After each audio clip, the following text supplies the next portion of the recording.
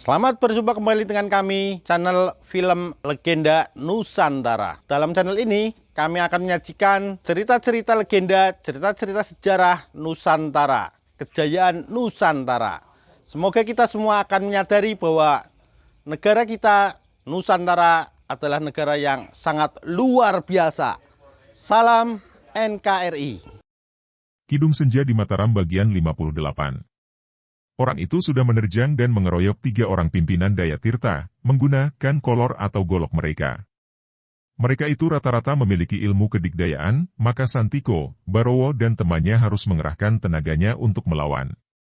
Ganjur sendiri cepat mengikat kaki tangan Suminten, menggunakan kemben yang dipakai gadis itu sendiri, kemudian dia pun menggunakan goloknya untuk membantu teman-temannya mengeroyok 3 orang penghalang itu.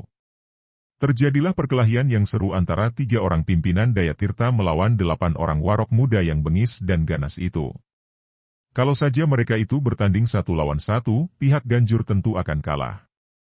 Namun, Ganjur berdelapan, sedangkan lawannya yang dikeroyok hanya bertiga. Selisih tingkat kepandaian mereka tidak banyak, maka tentu saja pihak Santiko dan Bargowo terdesak hebat. Mereka dikepung ketat dan dihujani serangan senjata sehingga ketiganya hanya mampu mengelak dan menangkis dengan keris mereka, tanpa mendapat banyak kesempatan untuk balas menyerang. Ganjur sudah tertawa-tawa mengejek. "Bunuh mereka!" "Bunuh!" teriaknya berulang kali, memberi semangat kepada 7 orang temannya. Pada saat keadaan menjadi amat gawat bagi keselamatan 3 orang pendekar Dayatirta itu, tiba-tiba nampak bayangan hitam berkebat dan di bawah sinar obor berdirilah seorang yang mengenakan pakaian serba hitam, dan mukanya tertutup kedok hitam pula. Si kedok hitam ini tidak banyak cakap lagi, dengan sebatang suling di tangannya. Dia sudah menerjang ke dalam medan perkelahian dan begitu dia menggerakkan sulingnya, terdengar suara melengking seolah suling itu ditiup, nampak sinar bergulung dan 2 orang sudah roboh terpelanting. Melihat datangnya bantuan yang tangguh ini, tentu saja Santiko dan Bargowo menjadi gembira bukan main. "Terima kasih, kawan," kata mereka dan kini mereka menggerakkan keris mereka untuk menyerang Ganjur yang menjadi biang keladi perkelahian ini. Teman mereka membantu si kedok hitam menghajar 5 orang, setelah yang 2 orang tadi roboh. Menghadapi seorang di antara kakak beradik itu saja, tentu Ganjur akan kewalahan, apalagi dikeroyok 2. Dia masih mencoba untuk mengamuk dengan golok besarnya, namun kakak beradik itu terlampau tangkas baginya setelah lewat belasan jurus. Akhirnya Ganjur berteriak mengaduh dan roboh dengan 2 luka tusukan keris yang membuat dia tewas seketika. Si kedok hitam tidak merobohkan lawan untuk membunuh, melainkan hanya menghajar mereka dengan pukulan suling atau tangan kiri yang tidak mematikan. Akan tetapi, setelah 7 orang itu dibuat jatuh bangun, apalagi melihat betapa Ganjur roboh dan tewas, 7 orang itu pun maklum bahwa kalau dilanjutkan, mereka semua akan mengalami nasib seperti pemimpin mereka. Larilah mereka tunggang langgang di dalam kegelapan malam, meninggalkan Ganjur yang sudah menjadi mayat. "Kisanak, kami berdua menghaturkan terima kasih kepada Andika. Tanpa adanya bantuan Andika, kami bertiga rekan kami tentu sudah tewas oleh Ganjur dan teman-temannya. Ganjur melarikan gadis ini dari Pacitan dan melihat perbuatan itu, kami berusaha untuk menolong gadis itu, akan tetapi kepandaian kami terlalu rendah sehingga hampir saja kami gagal bahkan mengorbankan nyawa sendiri," kata Santiko. Sementara itu, Bargowo cepat menghampiri Suminten dan melepaskan ikatan kaki tangan gadis itu. Gadis itu masih menggigil dan saking lega hatinya terbebas dari ancaman malapetaka yang baginya lebih mengerikan daripada maut, ia pun merangkul pundak Bargowo dan menangis di dada pemuda perkasa itu. Bargowo mengelus rambut yang halus itu dan membiarkan Suminten menangis di dadanya. Air mata yang hangat terasa di dadanya yang hanya tertutup baju tipis, dan sungguh aneh, baginya seolah air mata itu meresap masuk melalui kulitnya, menembus kulit dan langsung menyiram jantungnya. "Sudahlah, Nimas, jangan menangis lagi, bahaya telah lewat," dia menghibur. Akan tetapi gadis itu masih sesenggukan di dadanya. Bargowo membiarkannya saja sambil tetap mengelus rambut di kepala yang bersandar di dadanya. Sementara itu, si kedok hitam bertanya, kenapa dia begitu mudah menculik gadis dari Kademangan Pacitan? Santiko mengerutkan alisnya. "Semua orang muda pergi ke Kadipaten Ponorogo untuk menjadi prajurit, maka tidak ada yang dapat menghalangi perbuatan Ganjur dan kawan-kawannya. Dan Andika bertiga, kenapa tidak ikut pula ke Kadipaten?" Kami tidak mau melibatkan diri dalam perang saudara itu, jawab Santiko yang teringat akan percakapan dia dan adiknya dengan Banuaji. Ada tugas yang lebih penting bagi kami, yaitu menjaga rakyat dari perbuatan jahat seperti yang dilakukan Ganjur dan kawan-kawannya tadi. Perang saudara penuh dengan kekejaman dan kelicikan, pengkhianatan dan kemunafikan. Dari seorang rekan dalam perkumpulan kami Dayatirta, kami mendengar bahwa senopati muda dari Mataram yang bernama Nurseta itu, yang terkenal gagah perkasa dan diagungkan sebagai senopati Mataram yang dipercaya, ternyata hanyalah seorang pengkhianat pula terhadap Mataram. Ah, apa yang terjadi? Tanya si kedok hitam. Dia bersengkongkol dengan Ponorogo dan sekarang dia memimpin pasukan menyerang Ponorogo dari selatan.